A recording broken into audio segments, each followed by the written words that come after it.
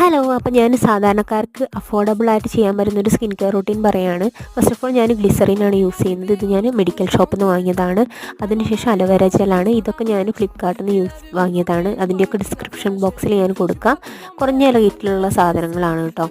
അപ്പോൾ നിങ്ങൾക്കും ഇതുപോലെ യൂസ് ചെയ്യാവുന്നതാണ്. ഗ്ലിസറിൻ എന്ന് പറയുന്നത് നമ്മുടെ ശരീരത്തിന് ഏറ്റവും നല്ലൊരു യൂസ്ഫുൾ ആയിട്ടുള്ള സാധനമാണല്ലോ. പിന്നെ കോജിക് ആസിഡ് ആൻഡ് നിയാസിനമൈഡ് സിറം, ഇതെന്ന് പറഞ്ഞാൽ നമുക്ക് ഡാർക്ക് സ്പോട്ട് അതുപോലെ തന്നെ പിമ്പിൾസ് ഒക്കെ ഉണ്ടെങ്കിൽ അതൊക്കെ പോക്കാൻ വേണ്ടിയിട്ട് നല്ല യൂസ്ഫുൾ ആയിട്ടുള്ള പ്രോഡക്റ്റാണ്. ഞാൻ കുറച്ച് കാലമായി യൂസ് ചെയ്യുന്നത്.